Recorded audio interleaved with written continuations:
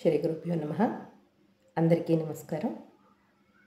స్త్రీ శక్తి ఛానల్లో ప్రతిరోజు ఒక 5 నిమిషాలు మన కుటుంబాల కోసం మనం మాట్లాడుకుంటున్నాము. ప్రతి పూట ఒక మంచి మాట.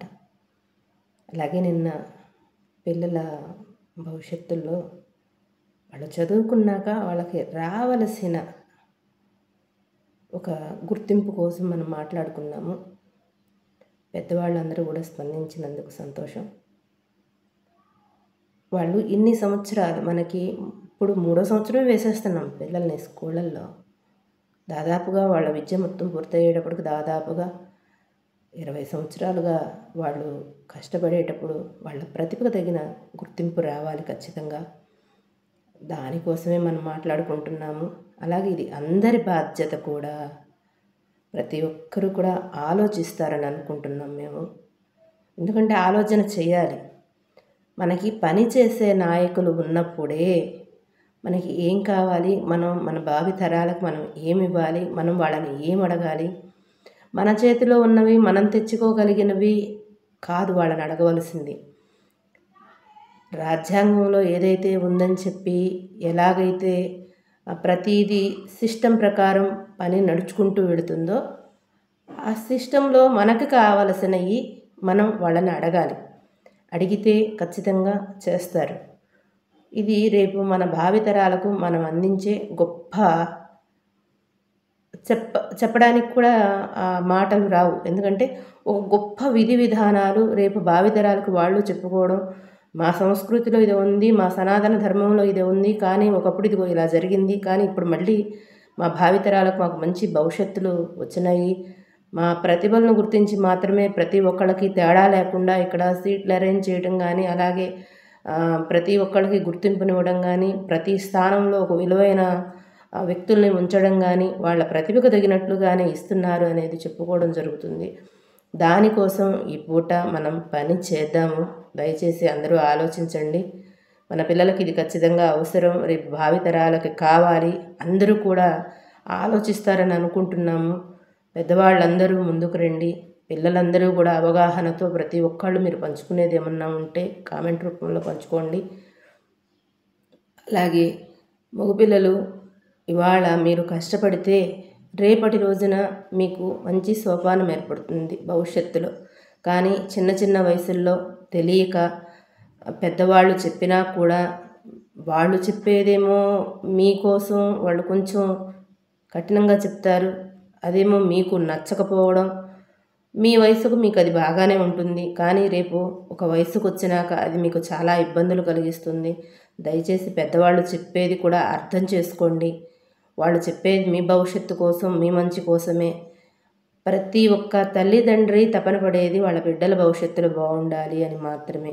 అలాగే ఇంట్లో చక్కగా తల్లిదండ్రితో మీరు కూడా సమయాన్ని గడపడం, ఇంట్లో వాళ్ళకి ఏమన్నా కావాలన్నా కూడా మంచి చెడు ఏంటి ఎలా ఉంటుంది అని మీరు కూడా మగపిల్లలు ఖచ్చితంగా ఆలోచించాలి. మీరు వయసుల్లోకి వచ్చినా, అలాగే పెళ్ళిళ్ళైనా కూడా, మీ బాధ్యతల్లోకి మీరు వెళ్ళినా కూడా తల్లిదండ్రిది ఖచ్చితంగా చూసుకోవాల్సిన బాధ్యత మీకే అవసరం కూడా.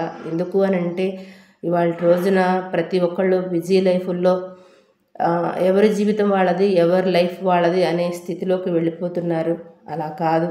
ఇవాళ మన తల్లిదండ్రిని మనం చూసుకుంటే రేపటి రోజున మన పిల్లల్ని మనం చూస్తారు అనే ఒక విధానం మీ ఇంట్లో మీ పిల్లలు మీకు పుట్టిన దగ్గర నుంచి మీకు ఇది కూడా ఒక అలవాటుగా రావాలి.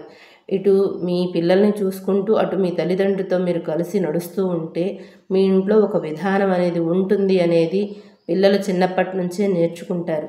ప్రతి పిల్లలకి కూడా మన సనాతన ధర్మంలోని వాళ్ళకి చెయ్యవలసిన పనులు, ఉండవలసిన విధానాలు అన్నీ కూడా ఖచ్చితంగా అలవాటు చేయాలి అని అంటే మన ఇంట్లో మనం తల్లిదండ్రి ఏం ఆచరిస్తున్నారో చూస్తూనే పిల్లలు నేర్చుకుంటారు. ఒక భక్తిని కానీ, అలాగే ఒక జ్ఞానాన్ని కానీ, ఒక గురువుల దగ్గర శిక్షణ కానీ, ఒక గురువుల దగ్గర ఉండవలసిన విధానం కానీ, మన ఇంట్లో ఉండవలసిన విధానం కానీ, ఇవన్నీ కూడా చిన్నప్పటి నుంచి తల్లిదండ్రి మాత్రమే ఖచ్చితంగా బిడ్డలకు నేర్పించాలి. ఇది తల్లిదండ్రి బాధ్యత. విజ్ఞానం కోసం మాత్రమే మనం స్కూళ్ళకి, కాలేజీలకి పంపిస్తున్నాము. అక్కడ ఉండే విధానం, అక్కడ ఉండే కట్టుబాట్లు, వాళ్ళు చెప్పే సబ్జెక్టు వేరుగా ఉంటుంది. అది కేవలం అక్కడే ఉంటున్నారు కదా అని చెప్పి ఇంట్లో మనం కేవలం ఏదో వంట చేయడం, గబగబా బాక్స్ కట్టడం, వాళ్ళని పంపించడం చేసుకుంటూ వెళితే సమయం చాలా విలువైంది. ఎందుకంటే వెళ్ళిపోయిన సమయం ఎప్పుడు వెనక్కి రాదు. ప్రతి క్షణాన్ని కూడా మన ఇంట్లో మన భవిష్యత్తుల కోసం, మన బిడ్డల భవిష్యత్తుల కోసం, మన కుటుంబ భవిష్యత్తుల కోసం, అలాగే రేపు భావితరాల భవిష్యత్తు కోసం ప్రతి క్షణాన్ని కూడా కేటాయించాలి. దానిలో ముఖ్యంగా మన పాత్రే ఎక్కువగా ఉంటుంది. బయట ఏ వ్యవస్థల్లో పిల్లలు ఉన్నా, ఏ కాలేజీల్లో ఉన్నా, ఏ చదువుల్లో ఉన్నా, మన ఇంట్లో ఈ విధానం ఉంటుంది, ఇలా ఉండాలి పెద్దవాళ్ళ దగ్గర అని అలవాటు చేయవలసిన బాధ్యత మాత్రం మనదే. ఖచ్చితంగా కూడా మన ఇంట్లో నుంచే మనం మొదలు పెడదాం. మన పిల్లల భవిష్యత్తుల కోసం మనం చేయవలసినది మనం ఆలోచిద్దాం. అలాగే మనం ప్రతిదీ కూడా వాళ్ళకి మా పురాతనం మా సనాతన ధర్మంలో పూర్వం నుంచి కూడా మన పురాతనమైన కథలు చెప్పండి. చక్కగా అందరూ కూడా నీతికి కానీ నియమానికి కట్టుబడి, అలాగే ధర్మానికి కట్టుబడి ప్రతి ఒక్కళ్ళు కుటుంబాలకు విలువలిచ్చి లోకం కోసం ధర్మాన్ని ఎలా ఆచరించి చూపించారో అలా గొప్ప గొప్ప మహనీయులు కథలు కూడా వాళ్ళకి పిల్లలకి చెబుతూ ఉన్నాం. ఇలా మనం ప్రతిరోజు గనక వాళ్ళకి ఇంట్లో ఒక వాతావరణం, చక్కని వాతావరణం అలవాటు చేయగలిగితే రేపు భవిష్యత్తులో వాళ్ళు వాళ్ళ పిల్లలకి చెప్పుకుంటారు. అలాగే పిల్లలకి కూడా చక్కటి అలవాటుతో పాటు వాళ్ళ బుద్ధి బాగా చురుకుగా బాగా ఇది చాలా స్పీడ్గా ఉంది. ఇదివరకు పిల్లలకి ఇప్పటి పిల్లలకి మీరు గమనించండి. వాళ్ళ కదలికలు కానీ, వాళ్ళ మాట తీరు కానీ, వాళ్ళ చురుకుదనం కానీ చాలా స్పీడ్గా ఉన్నారు పిల్లలు. అలా మంచిలోకి మనం మన పిల్లల్ని తీసుకొని వెళితే వాళ్ళు ఇంకా గొప్పగా తయారవుతారు. ఇది అందరూ కూడా చక్కగా ఆచరిద్దాము. మన కుటుంబంలో బంధాలను నిలుపుకుందాము. స్వస్తి.